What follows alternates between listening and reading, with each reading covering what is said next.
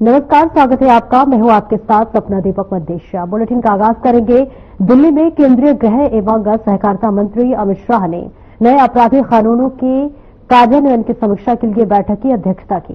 बैठक में दिल्ली के उपराज्यपाल विनय सक्सेना और वही सीएम रेखा गुप्ता और गृह मंत्री आशीष सूद मौजूद रहे।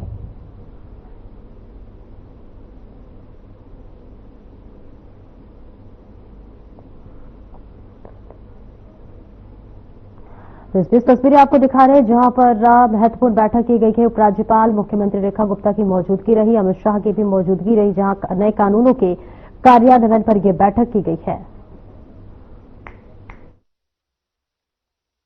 जहां पर बताते चले कि मुख्यमंत्री रेखा गुप्ता भी यहां पर वो मौजूद रही, जहां कानूनों के कार्यान्वयन पर भी बैठक की गई है।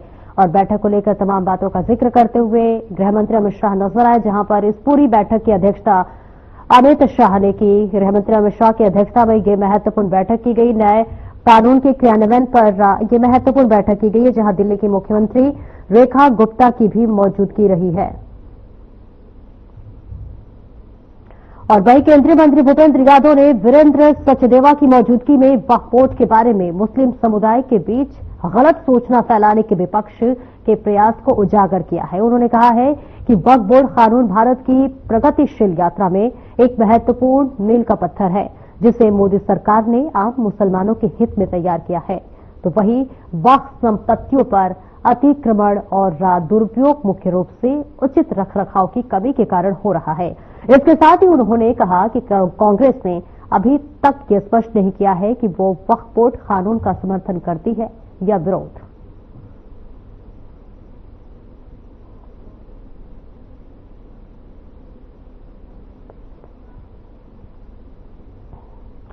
और आगरा में 1 यूपी गर्ल्स बटालियन एनसीसी द्वारा रक्तदान शिविर और एनसीसी प्रमाण पत्र वितरण कार्यक्रम का आयोजन बालूगंज स्थित कार्यालय पर किया गया है। रक्तदान शिविर का उद्घाटन केंद्रीय राज्य मंत्री एसपी सिंह बघेल द्वारा किया गया। रक्तदान शिविर में 100 से अधिक एनसीसी कैडेट्स द्वारा रक्तदान किया गया। तो वहीं इस दौरान एनसीसी का सफल प्रशिक्षण प्राप्त कर चुके 388 कैडेट्स को प्रमाण पत्र वितरित किए गए। तो वहीं जिनमें से 44 कैडेट्स को ए, 217 को बी और 127 कैडेट्स को सी प्रमाण पत्र देकर सम्मानित किया गया।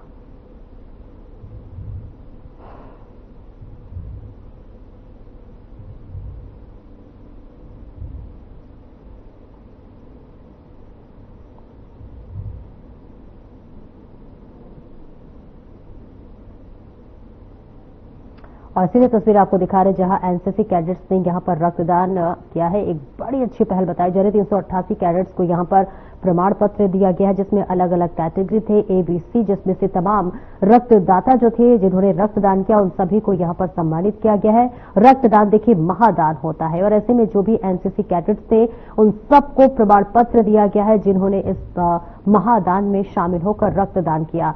और ऐसे में एनसीसी प्रमाण पत्र इन लोगों को वितरण किया गया। और तस्वीरें आपको दिखा रहे जहां पर तमाम एनसीसी कैडेट्स ने रक्तदान किया है। इस महादान में शामिल होकर सभी ने अपने अपने रक्त का दान किया है। 388 कैडेट्स को यहां पर प्रमाण पत्र भी मिला है।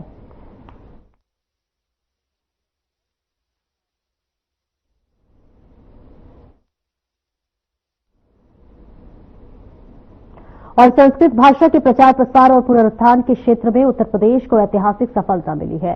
योगी आदित्यनाथ सरकार की नीतिगत प्रतिबद्धता और सक्रिय पहल के फलस्वरूप उत्तर प्रदेश संस्कृत संस्थान को राष्ट्रीय मंच विशेष स्थान प्राप्त हुआ है। तो वहीं दिल्ली विश्वविद्यालय के खेल परिसर में संस्कृत भारती दिल्ली एवं केंद्रीय संस्कृत विश्वविद्यालय द्वारा संयुक्त रूप से आयोजित 1008 सामूहिक संस्कृत संभाषण शिविरों के समापन समारोह में यह सम्मान प्रदान किया गया है। यह पुरस्कार न केवल संस्थान के लिए बल्कि योगी सरकार की भाषा नीति के लिए एक राष्ट्रीय स्वीकृति भी है। वहीं उत्तर प्रदेश संस्कृत संस्थान की ओर से समन्वयिका राधा शर्मा ने यह सम्मान ग्रहण करते हुए इसे योगी सरकार की मार्गदर्शन, समर्पण और संस्कृत भाषा के प्रति निष्ठा का प्रतिफल बताया। उन्होंने कहा कि यह सम्मान पूरे प्रदेश की शिक्षा और संस्कृति नीति का विजय है। इस भव्य आयोजन में देश भर से आए संस्कृत प्रेमियों और विद्वानों, छात्रों एवं शिक्षकों ने भाग लिया। वहीं इस समारोह के मुख्य अतिथि गृह मंत्री अमित शाह रहे। आपको बता दें कि विशिष्ट अतिथि के रूप में दिल्ली की मुख्यमंत्री रेखा गुप्ता और मुख्य वक्ता संस्कृत भारती के संगठन मंत्री जयप्रकाश मौजूद रहे।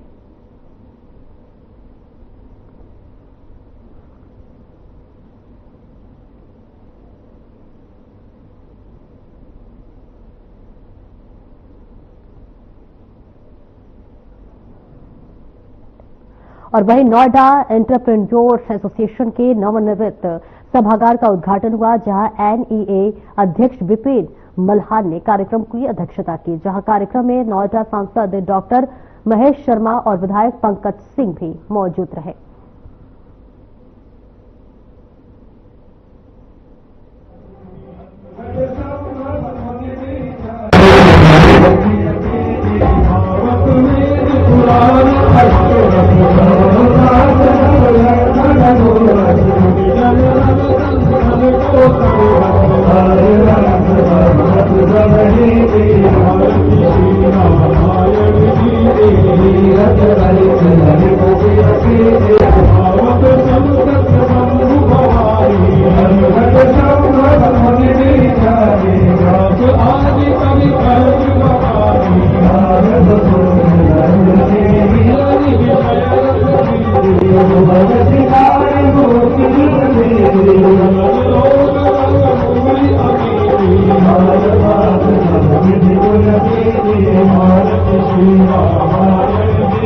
कई बार आप सब लोग तो अपने उद्योग में आप लोग करते ही हैं, लेकिन इसके अलावा एनईए के इस भवन को, इस जगह का उपयोग कई बार हमारी पार्टी भी करती है।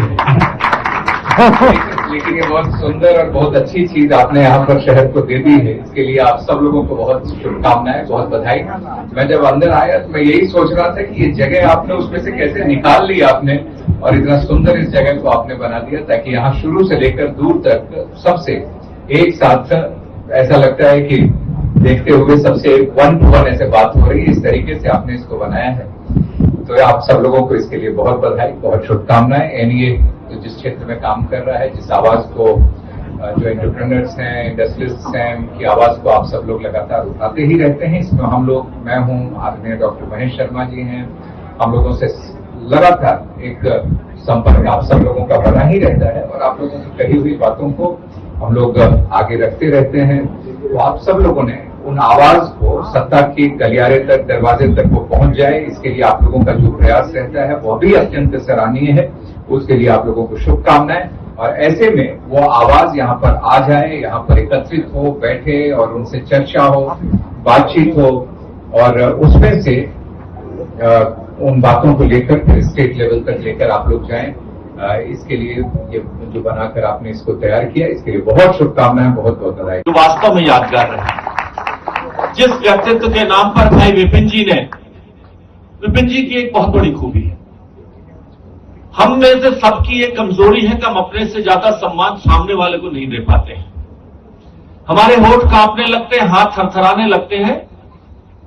विपिन जी का ये गुण है कि ये उस विषय को बहुत ही संजीदगी से रखते हैं और सामने वाले का सम्मान अपने से भी ज्यादा सर पर रखते हैं।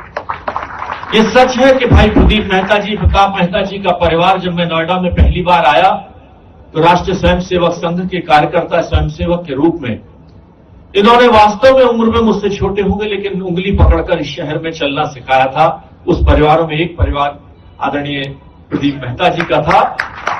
और ये भी सच है कि साथ में वीके सेठ जी, जुनेजा जी, भाई राकेश कोहली जी, चिकित्सक बिंदु भाई गिरीश वैष्णव जी, ऐसे सारे लोग सफर में मिले कि ये कारवां बनता चला गया। और हमारे भीष्म पितामह के रूप में योगेश आनंद जी, राकेश कत्याल जी, सुभाष शुक्ल जी आज यहां दिखाई नहीं दे रहे हैं, ऐसे बहुत सारे चेहरे हैं। मधुसूदन दादू जी आज हमारे पीछे बैठे हैं, हमारे संघ परिवार के मुखिया के रूप में, जो परिवार ने पूरे अपना जीवन संघ के रूप में समर्पित कर दिया हो। आदरणीय पीएस जैन जी, योगेंद्र अपने राजकुमार जी, अध्यक्ष जी, बाकी नामों के लिए मैं भूल जाता हूं थोड़ी देर के लिए।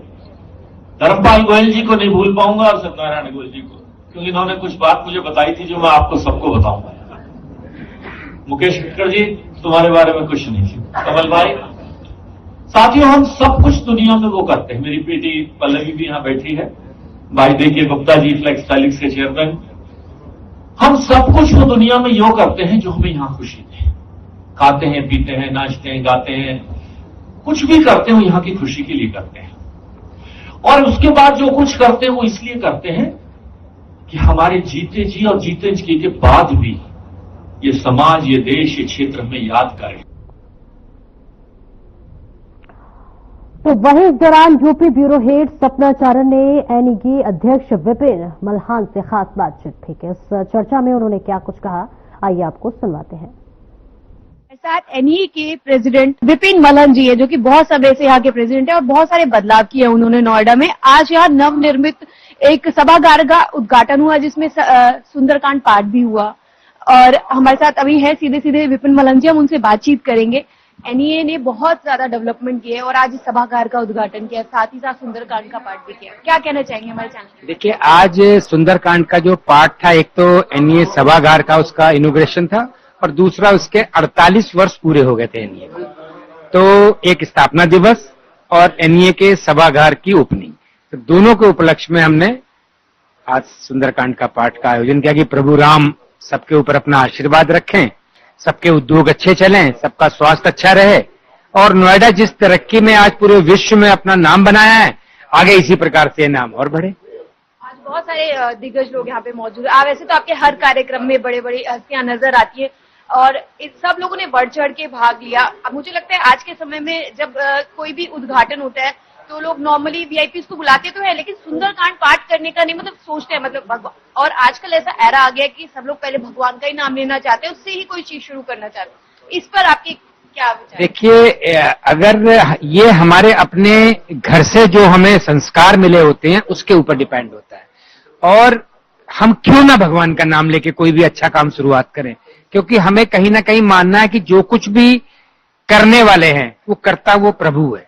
तो जब करने वाले वही हैं तो उन्हीं को अर्पण, उन्हीं को समर्पण और उन्हीं के नाम से हम हर चीज शुरू करें। आपके सभी लोग यहाँ मौजूद थे, जो यहाँ के लोग हैं, आपके एनईए के जो सदस्य लोग हैं, उन सब ने भी बढ़ चढ़ कर इसे लिया। उन सब की तरफ से आप कुछ कहना चाहें, एक मैसेज देना चाहें नोएडा वासियों को? मुझे आज ये खुशी थी कि देखिए, हमारे जो उद्योगपति हैं उनमें कोई धर्म नहीं है। आज अगर आपने देखा होगा तो यहाँ पे सिख भी थे, मुसलमान भी थे, हिंदू भी थे, हर प्रत्येक व्यक्ति था। पर वहां हमारी सबकी एक ही धर्म है, वो है उद्योग। हम सबकी जाति एक ही है, वो है कि हम लोग सब इंडस्ट्री चलाते हैं। तो जिस प्रकार से प्रभु राम का सबके ऊपर आशीर्वाद रहा है, जिसने भी मेहनत करी है, ईमानदारी से कार्य किया है, और मोदी जी की सरकार में तो आज के डेट में एक बेनिफिट ये हो रहा है कि पूरा विश्व अब यही व्यापार करने आ रहा है, यहीं पे अपनी इंडस्ट्री लगाने आ रहा है। तो मुझे लगता है कि आने वाले समय में हमारा यहाँ पर बिजनेस हब और बहुत बढ़ेगा और पूरे विश्व के अंदर हमारे यहाँ से सामान बन के जरूर जाएगा। तो ये थे हमारे साथ विपिन मल्हान जी, जिन्होंने आज यहाँ पर एक पाठ भी किया और उद्घाटन भी किया उनके सभागार का, और उन्होंने नोएडा वासियों को भी कहा कि वो आगे भी इसी तरह से कार्यक्रम करते रहेंगे। और वहीं लखनऊ स्थित परिवहन निगम के सभागार कक्ष में एक कार्यक्रम का आयोजन हुआ, जिसमें परिवहन आयुक्त बीएन सिंह ने व्हाट्सएप वर्चुअल चैटबॉट का उद्घाटन किया।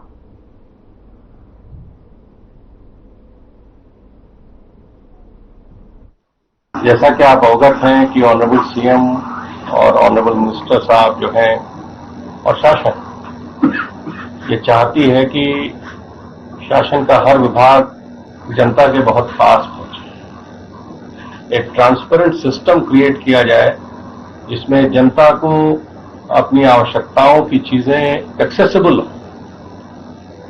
अब इसके लिए बहुत से प्लेटफॉर्म्स हैं, ट्रेडिशनल प्लेटफॉर्म्स भी हैं, मॉडर्न प्लेटफॉर्म भी है। हमारा विभाग बड़ा कॉम्प्लेक्स विभाग है और मॉडर्न विभाग है, परिवहन विभाग। जब आप घर से सुबह निकलते हैं तो भी परिवहन के डोमेन में होते हैं और शाम को घर पहुंचेंगे तो भी आप अपनी वाहन से रहेंगे तो परिवहन के डोमेन में रहेंगे। जैसा कि आप अवगत हैं कि भारत सरकार ने कुछ बहुत अच्छे पोर्टल्स रखे हैं, वाहन है, सारथी है। तो हम लोग का चैलेंज है, फिर उसके बाद कुछ अच्छी स्कीम्स हैं जैसे फेसलेस स्कीम है। हमारा चैलेंज है कि कैसे हम जनता के साथ कम्युनिकेट करें, उनके साथ कैसे मिलें। तो आपको मैंने बताया कि हमारे ट्रेडिशनल प्लेटफॉर्म्स हैं जो आप सब अवगत हैं।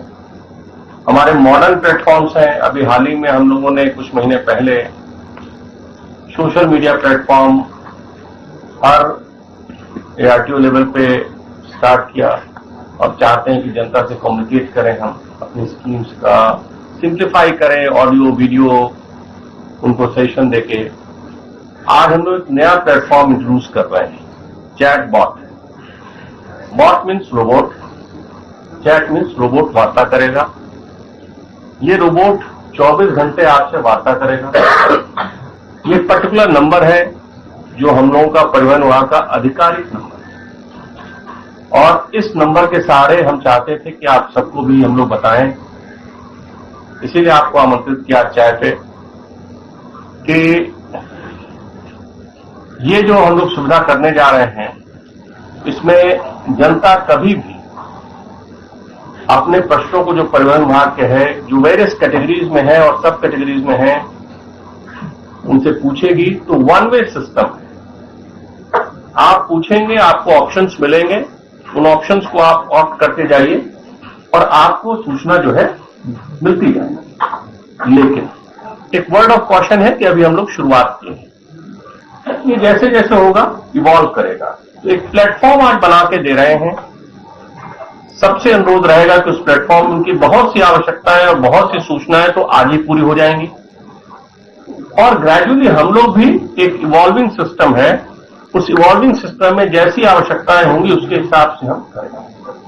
तो इसके लिए अभी एक प्रेजेंटेशन होगा, लेकिन मैं थैंकफुल हूं HDFC बैंक का, जिस पार्टनरशिप में उन्होंने टेक्नोलॉजी उपलब्ध कराई, हम लोगों ने कॉन्सेप्ट दिया, दोनों साथ मिलके, और जनता के लिए शासन के आदेश के क्रम में शासन का आदेश यह है कि जनता को सुविधा मिले। ऑनरेबल CM का आदेश है कि जनता को सुविधा मिले। तो हम लोगों को वो प्लेटफॉर्म क्रिएट करना है कि कैसे सुविधा अधिक से अधिक दिया जाए और स्ट्रक्चरल रूप से दिया जाए। इंडिविजुअल केसेस तो हम एड्रेस करते ही हैं और करेंगे ही, लेकिन स्ट्रक्चरल रूप से कैसे सुविधा दें। तो पहले एक प्रेजेंटेशन होगा। इस प्रेजेंटेशन में ये मैं पहले से क्लियर कर दूं कि आज जो सुविधाएं दे रहे हैं, एक तो पहले हम हिंदी में करेंगे, इंग्लिश का ऑप्शन होगा, हमारी टीम काम करेगी, एक आध हफ्ते में हम इंग्लिश का भी ऑप्शन आपको दे देंगे। दूसरा, हम भारत सरकार से रिक्वेस्ट करने जा रहे हैं, NIC से रिक्वेस्ट करने जा रहे हैं कि अगर इंटीग्रेशन हो जाए IP एड्रेस का, तो बहुत सी चीजें जनता को घर पे ही पता चल जाएंगी। फॉर एग्जाम्पल, जो हमने महसूस किया, one of the biggest issue है चालान हो रहे हैं, लोगों को पता नहीं कि चालान हो रहे हैं। किन किन गाड़ियों, उनके गाड़ियों के चालान कितने हैं, हम चाहते हैं कि उनको घर से सुविधा मिले। जैसे आज ही कल में हम लोगों ने प्रबंध किया है SBI से, तो अब SBI से आपका जो है POS मशीन से पेमेंट की सुविधा एक आध 2 दिन में हो जाएगी, वो प्रोसेस चल रहा है। BBPS के लिए भी सुविधा किया है कि भारत बिल पेमेंट सिस्टम से, वो भी प्रोसेस चल रहा है। जैसे ही क्लियरेंस मिलेगा वो सुविधा हो जाएगी, घर बैठे पेमेंट होगा। इस प्लेटफॉर्म में भी हम चाहते हैं कि यदि भारत सरकार हमको अनुमति दे देगी, जिसके लिए हम पत्र लिखने जा रहे हैं, NIC कर देगी इंटीग्रेशन, तो घर बैठे ही लोगों को सारे ऑप्शंस मिल जाने चाहिए उस पर्टिकुलर रजिस्टर्ड फोन नंबर पे। सबके लिए सब अवेलेबल नहीं होगा, जिस नंबर पे रजिस्टर्ड होगा उसी पे उसको मिलेगा, जिससे कि डेटा सिक्योरिटी रहे। इसमें सारे डेटा सिक्योर हैं। प्लस इसके अलावा आप देखेंगे जैसे जैसे प्रेजेंटेशन होगा, 15-20 मिनट का हम चाहते हैं प्रेजेंटेशन हो, फुल्ली इसको देखिए। और उस प्रेजेंटेशन में अगर फेसलेस सर्विस है तो आपको घर बैठे ही फेसलेस सर्विस के सारे डिटेल्स आ जाएंगे। परमिट है, किस तरह से प्राप्त करना है, वो सारे डिटेल्स आपको आ जाएंगे। लाइसेंस कैसे प्राप्त करना है, वो सारे डिटेल्स आपको आ जाएंगे। तो जनता के जो प्राइम इश्यूज हैं, हम और इश्यूज पे भी जा रहे हैं। प्राइम इश्यूज, नोटिस बोर्ड भी हम लाने जा रहे हैं कि यदि मुख्यालय से या जिला स्तर पे कोई नोटिस बोर्ड आ रहा है तो सबको पता चल जाए कि अगर गाजीपुर फॉर एग्जांपल ले रहे हैं तो गाजीपुर के ARTO के यहाँ कौन कौन से नोटिस बोर्ड है, ये भी आपको आज से प्रोसेस स्टार्ट कर रहे हैं, अपलोड होना शुरू होगा आगे 10-15 दिन में। देखिए ये जो है AI बेस्ड है, जैसे जैसे इंफॉर्मेशन इसमें आती जाएगी तो 3-4 महीने के बाद अपने से ये इंफॉर्मेशन इवॉल्व करता जाएगा और लोगों को रिप्लाई भी देता जाएगा। रात में 2 बजे आपकी इच्छा हुई कि आप पता करें, कि लाइसेंस कैसे बनना है, तो आपको किसी से नहीं पूछने की जरूरत है। केवल इस नंबर पर जाएंगे, सारे डिटेल्स आपको मिल जाएंगे और ग्रेजुअली जैसे हम आगे बढ़ेंगे उन डिटेल्स को हम और परिष्कृत करते जाएंगे और आपको मिलेगा। जैसे हम लोग का ये भी कॉन्सेप्ट हम चाहते हैं कि जल्दी हो जाए रोड सेफ्टी। ऑनरेबल सीएम साहब ने कहा है 50% टारगेट रिड्यूस करना। अब 50% के लिए हम लोग मैकेनिज्म इवॉल्व कर रहे हैं। हम ये चाहते हैं कि ऐसा भी सिस्टम हमारा इंटीग्रेशन हो जाए कि जब कोई किसी पर्टिकुलर रोड पे जाए, नेशनल हाईवे, बताना चाहूंगा कि हमारे यहाँ के officers additional TC Chitralekha ji, additional TC IT Sunita Verma ji, Himanshu Jain ji, Saumya Pandey और फील्ड के ऑफिसर्स जैसे सौरभ कुमार, इन्होंने आरटीओ बांदा है, इन्होंने वाहन संबंधी कार्य बताए हैं। प्रभात पांडे आरटीओ झांसी हैं, ये फेसलेस के बारे में। मिस्टर फरीद आरटीओ बस्ती हैं, फेसलेस के बारे में। अरुण वार्षे आरटीओ आगरा हैं, परमिट के बारे में। शिवशंकर सिंह आरटीओ एडमिनिस्ट्रेशन है, बिजनौर लाइसेंस के बारे में। और आरसी प्रजापति पीटीओ बदायूं है, चालान के बारे में। इन सब लोगों ने कंट्रीब्यूट किया है। मैं फिर से रिपीट कर रहा हूं, it's not a perfect thing right from the beginning, it's a beginning, it gives you a platform. एक प्लेटफॉर्म दे रहा है जो जनता के बीच में 24 घंटे उपलब्ध रहेगा व्हाट्सएप के द्वारा, और ये पॉजिटिव प्लेटफॉर्म रहेगा। इसमें हम कोशिश करेंगे कि बहुत जल्दी इंटरैक्टिव और चीजों में भी हो जाए। जैसे आपने कहा चालान, तो चालान आप वहीं से पेमेंट करना भी शुरू कर दें, उसका प्रोविजनिंग भी हो जाए। लेकिन इसके लिए कुछ हमें परमिशंस की जरूरत है। उन परमिशंस के लिए हम भारत सरकार से भी रिक्वेस्ट करेंगे और बाकी एजेंसी से भी, ऑर्गेनाइजेशन से, अथॉरिटीज से रिक्वेस्ट करेंगे। तो ये होने दीजिए, और ये सब जब उपलब्ध हो जाएगा तो आपको काफी सुविधाएं। फिलहाल बहुत सी चीजें जो अन्य लोगों को पता नहीं है, गांव-गांव, घर-घर में पता नहीं है, ये पता हो जाएगा। और ये इसके साथ साथ जैसे हमारी शासन ने सीएससी की सुविधा उपलब्ध कराई है कि आपको जन सुविधा केंद्रों पे भी शासन ने निर्देश दे दिया, शासनादेश आ गया। अब हम टाई अप कर रहे हैं, उसमें 10-15 दिन में हमारा टाई अप सीएससी से, एनआईसी से होना है। वो जैसे ही हो जाएगा तो हम लोगों के बीच में और रहेंगे, गैप कम रहेगा। तो आप सब लोग जो है हाँ। इसमें कुछ जो प्रॉब्लम है उसको सोल्यूशन के लिए रेड्रेसल सिस्टम होना चाहिए ना। नहीं, तो रेड्रेसल सिस्टम में बताया कि ग्रीवांस भी हम इसको बहुत जल्दी आपका लेंगे। उन ग्रीवांस में रोबोट जो है वो आपको रिप्लाई भी देगा। तो रिड्रेसल सिस्टम में भी हम डेवलप करेंगे। हम तो कह रहे हैं हम नोटिस बोर्ड भी डेवलप करने जा रहे हैं इसमें, कि कहीं भी अगर आपको पता चला कि झांसी में एआरटीओ ऑफिस ने कोई नोटिस निकाली है अभी तक क्या, तो नोटिस चूंकि पब्लिक डिस्प्ले होता है, अपने ऑफिस के सामने लोग निकालते हैं, न्यूज़पेपर में निकालते हैं, सब पब्लिक डिस्प्ले, इसलिए ये भी पब्लिक प्लेटफॉर्म है। तो उस तरह के नोटिस भी सारे रहेंगे। जैसे लास्ट में आपने बताया कि डेवलपमेंट के सारे प्रोजेक्ट्स, जैसे एडीटीसी, उसके लिए एडवर्टीजमेंट निकला है, एडीटीसी के लिए, एटीएस के लिए अगर हम एडवर्टीजमेंट अभी निकालने जा रहे हैं तो वो सारी चीजें उपलब्ध रहेंगी। उसी तरह से आपके आईडीटीआर कहां कहां है, क्या क्या होता है, कैसे है, लाइसेंसिंग, परमिट, सारी चीजें हम इसमें निकालना चाहेंगे। हम ये भी कोशिश करेंगे कि जिन लोगों को शो कॉज दिया जा रहा है वो सारे नोटिस इस पे रहें। जैसे अभी 50 सबसे बड़े वॉयलेटर्स, डीलर्स। और फिलहाल मेरे साथ इस बुलेटिन में इतना ही, और अब वक्त हो चला है डॉक्टर राकेश गुप्ता के साथ हमारे खास कार्यक्रम प्लस माइनस का। नमस्कार। नमस्कार दोस्तों, याद करिए वक्फ संशोधन